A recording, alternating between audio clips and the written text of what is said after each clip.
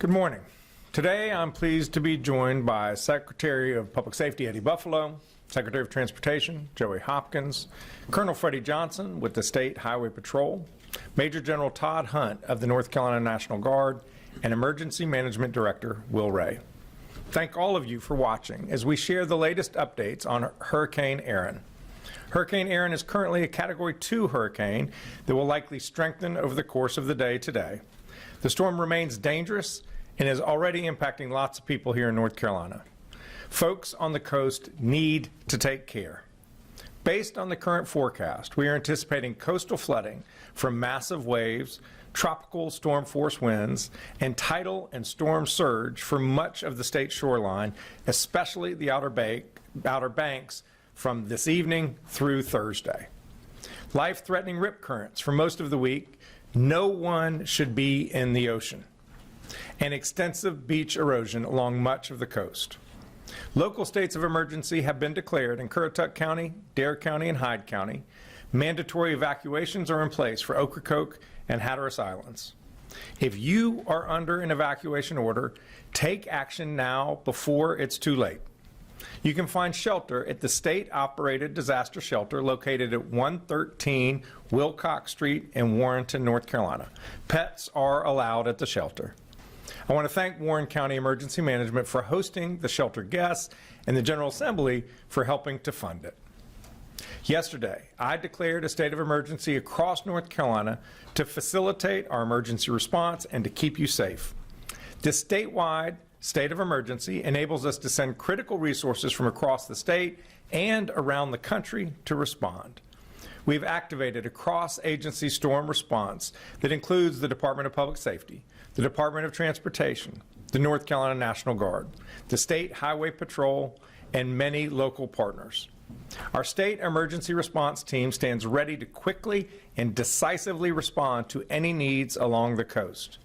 We have already pre-positioned 3 swiftwater rescue teams and 200 National Guard troops to various locations on the coast, along with boats, high-clearance vehicles, and aircraft. We have on standby some Chinooks from Georgia ready to transport food and water if it becomes necessary. Momentarily, you will hear from Director Ray about the hurricane and our emergency response operations. Right now, I want to emphasize the importance of taking this storm seriously because it's a serious storm and conditions can deteriorate quickly. Please take these steps to ensure your safety. First, stay informed. Follow reputable sources of information like the National Weather Service and local media so you know the latest about the storm risks. I strongly encourage you to register online right now for emergency text and phone alerts from your county emergency management agency. Second, get your disaster kit ready. Think about what you would need after a major storm. Things like enough food, water, and supplies for 3 to 5 days for each person and pet in your household, a flashlight and fresh batteries, a battery-operated radio. Next, have a plan. In case you have to evacuate, build a go bag of cash, prescriptions, phone chargers, and important documents like insurance policies and other personal and financial records.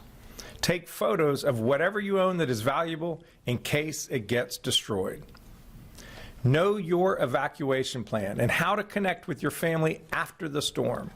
Write down their phone numbers on a piece of paper if you have not memorized them. Visit knowyourzone.nc.gov for more information. And finally, do not drive through flood waters. Too many people have died driving into flooded roadways. Don't do it. You do not know how deep the water is or how fast it is running. So please, don't drown, turn around. We do not want you to become a casualty of Hurricane Erin. With ocean overwash, we anticipate impacts to our roadways, especially NC Highway 12. For the most up-to-date roadway information, visit drivenc.gov. For more information about the storm, preparations, evacuation orders, open shelters, or other important tips, visit readync.gov/Erin. Our American Sign Language interpreters today are Mark Lineberger and Stephen Holland.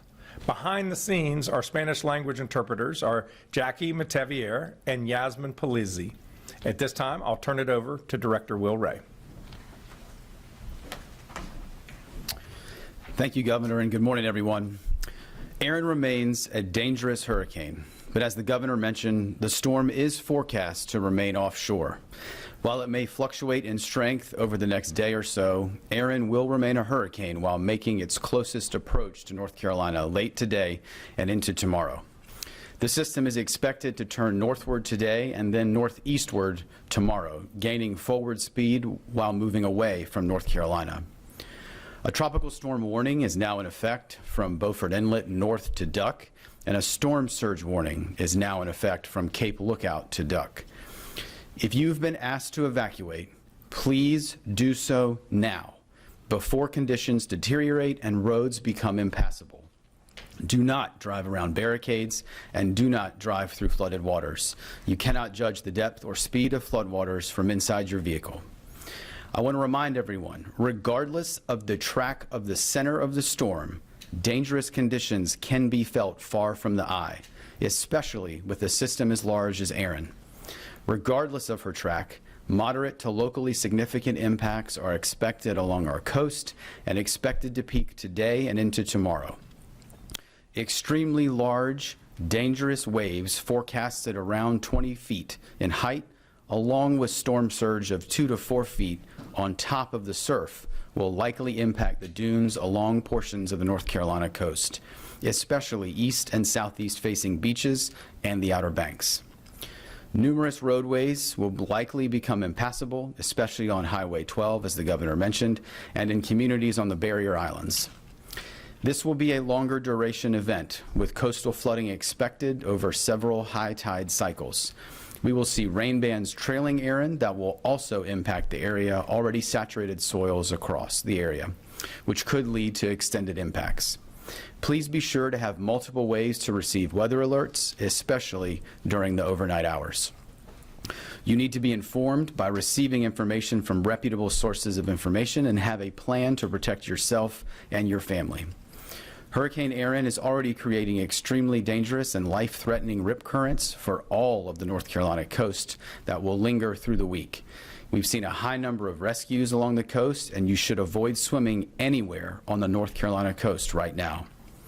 The State Emergency Response Team began preparations late last week as soon as forecasts began to indicate that North Carolina may receive impacts. And today, the State Emergency Operations Center is activated, as is our Regional Coordination Center East in Kinston, to facilitate the movement of resources and commodities into impacted communities and to support local response.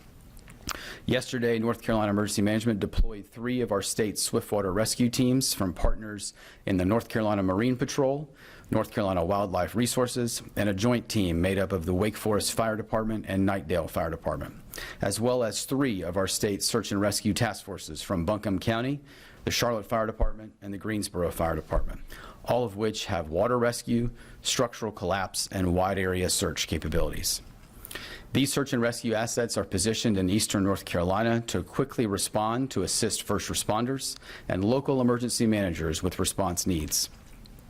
We've activated approximately 200 North Carolina National Guardsmen with high clearance vehicles and positioned them across the coastal plain to support quick response into those impacted communities. Aircraft have been placed on standby from the North Carolina National Guard and the State Highway Patrol to support rescue needs as well as movement of commodities, teams, or equipment. With the potential for roadways to be impassable for multiple days, we are also activating the additional heavy lift aircraft that the Governor mentioned from neighboring states to support large-scale movement as a contingency plan. Our logistics teams remain ready to support commodity distribution from our warehouses and partners into those impacted areas. Additional local emergency managers and public safety personnel have deployed from non-impacted portions of our state to serve on incident management teams, which will assist those impacted communities. The North Carolina Department of Transportation has equipment and personnel staged and ready to clear roadways along the coast as conditions improve later this week, and the North Carolina Highway Patrol is working to ensure safe evacuation routes and that road closures are put into place when necessary. As the governor mentioned, there have been evacuation orders for visitors and residents in portions of Dare and Hyde counties, particularly Hatteras and Ocracoke, and those orders do remain in place. Anyone in those areas should heed these evacuation orders for your own safety and as well as other direction from public safety officials. For anyone evacuating that needs somewhere to stay, a state-operated shelter is open and is safely located in Warrenton. As the governor mentioned, pets are welcome at this shelter, and you can find information by visiting readync.gov/Erin. Finally, I want to mention that while all eyes are on Erin and its impacts to our coast and those communities, North Carolina emergency management personnel and our local emergency management partners remain also focused on facilitating recovery efforts across Western North Carolina. The Joint Recovery Office remains open in Asheville without interruption, as are the multi-agency recovery centers, which have served over 6,800 Helene survivors to date. Areas in our central part of the state have also recently experienced impacts from Tropical Storm Chantal, and those disaster recovery centers remain open in local communities that were impacted. State individual assistance is available to those Chantal survivors while we await a decision from the federal government on North Carolina's request for a major disaster declaration for public assistance, which would provide additional recovery resources to those impacted communities and our state. Please remain informed and have a plan to protect yourself today, tonight, and tomorrow if you are along our coast. I continue to be incredibly proud of the partnerships of our state emergency response team, public sector, private sector, nonprofits, and volunteer agencies at all levels, working together to support the 10.8 million North Carolinians we all serve. Together, we are stronger and more resilient. Thank you, Governor. At this time, happy to take questions from the room to any of the participants on the stage. Please just go to either side to ask your question.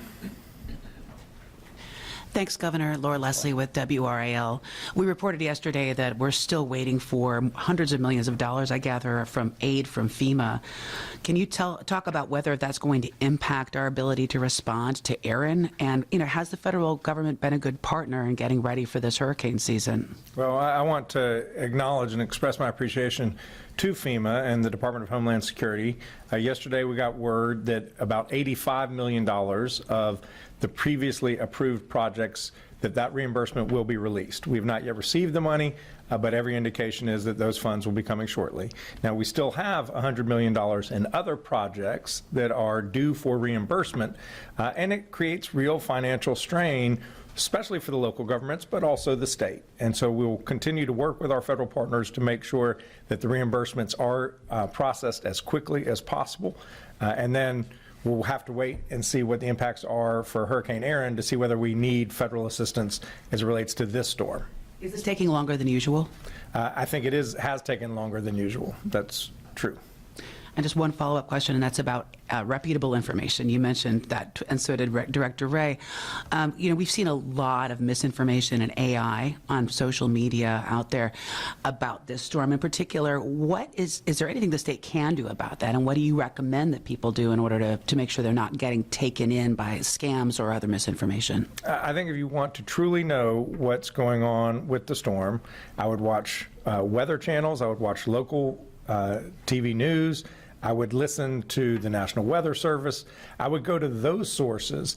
I would not get my information from social media. It is just too easy for salacious, really dramatic stories to take root and spread like wildfire, even in a hurricane, because that's what people click on. Don't get your news from social media. If you see something on social media that sparks your interest, just go to a traditional website or news source and find out whether it's true. Thank you. Hi, good morning. Dina Harley with CBS 17. I have two questions. One being, with Tropical Storm Chantal, you did not declare a state of emergency right away because that was not a statewide event, but this one isn't either, so can you explain the difference there? And then the second question, another financial one, we obviously still don't have a state budget, which means the rainy day fund also hasn't been replenished. If you can just talk about, like, state-wise, financially, how that works for storms like this while we're still waiting for a budget. Yes. In terms of declaring the statewide emergency, this was going to impact many counties, and when we saw the weather projections, we couldn't anticipate how far west it would go. And by declaring that state emergency, it enabled us to leverage a lot of resources. It also allowed us to make changes on our transportation regulations. The Highway Patrol has to, when there's a heavy truck, if they see a heavy truck, they have to stop it and ticket it if it is excessive in size. Well, by declaring the statewide emergency, we could allow the Highway Patrol to let these heavy trucks go on roads that are safe, not on bridges that can't sustain the weight, to pre-position to respond to whatever impacts the storm are. It also enabled us to reach out to our neighboring states. We don't have the big Chinook helicopters that can move food and water, so it allowed us to trigger that as well. That's why we did it. The Chantal was a much more localized event, but then we came to the conclusion that it would help to declare a state emergency to trigger the relief that was necessary for those impacted people. And then what was your other question was on the money? Yes. These guys have enough money in their account to respond to the storm. Clearly, we need to engage with the General Assembly to make sure that going forward, we have adequate resources to respond to storms like this. Thank you. Hi, Brandon Kingdollar from NC Newsline. I wanted to ask whether what you'd heard from the federal government so far in preparing for Hurricane Erin. Have you gotten any indication that you'll get maybe more cooperation from them than with other storms? In terms of the federal response, the nature of this storm is such that we haven't needed to call upon those resources to respond to the immediate aftermath of the storm. I'll have the director come forward and talk about his conversations with the Coast Guard and the EPA and others.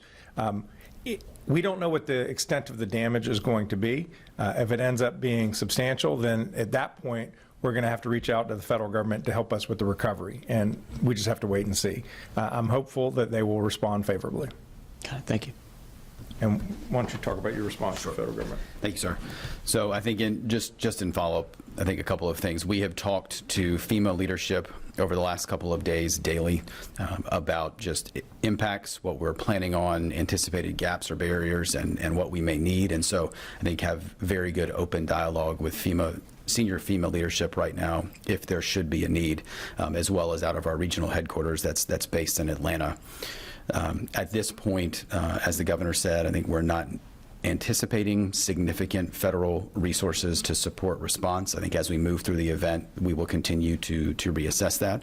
I think it's also important to note that here in North Carolina, and I think you've heard us talk about this before, we have what's called a FEMA integration team. So we actually have a small team from FEMA across their different parts of their agency that are embedded here with our team every single day. We work alongside with them, so they are here daily working with us. We also have some specialists from the National Hurricane Center that are also embedded with our weather team day to day. I think as the governor mentioned, I think one of the areas we are looking at that often impacts coastal events is when we see some of the coordination around abandoned vessels or derelict vessels, anything that could lead to hazardous materials being in waterways. And those are conversations we've been having over the course of this week with the various federal agencies, so EPA, U.S. Army Corps of Engineers, Coast Guard, on how we, one, support life safety missions in those impacted areas, but also have the right federal resources postured should we need it to deal with some of the infrastructure impacts there. Thanks, Will. This question is for the Governor, Dwan Hogard, WTVD. First things, after the response of Helene and even now how folks there in the western part of the state are still recovering right now, what lessons have you learned from that major event, and how are you applying it to Hurricane Erin? And then secondly, I know you guys are having those conversations at the federal level. A lot of folks in the western part of the state were probably expecting something a little bit more, maybe from a state and federal level. How confident are you that the state will get what it needs from the federal government if you have to make that phone call? Yeah, we've had healthy working relationships with the federal government over these past 11 months since Hurricane Helene swept through western North Carolina. In terms of the extent of federal support, it has not met the need.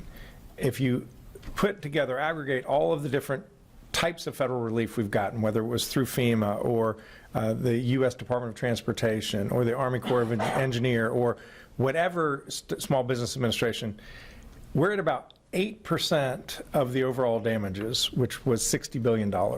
So we're grateful for every dollar that we get, But when you look at historically other major storms, the average is in the 40% range. Some storms got upwards of 70% of the overall damage in support from the federal government. So the federal government has not met the moment. We're going to continue to make our case to our congressional delegation and to the administration to urge them to support Western North Carolina to the degree that is necessary.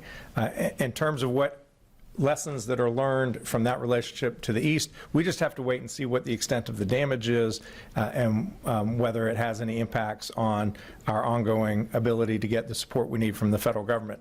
I think these folks, they know how to respond to a storm. They know how to analyze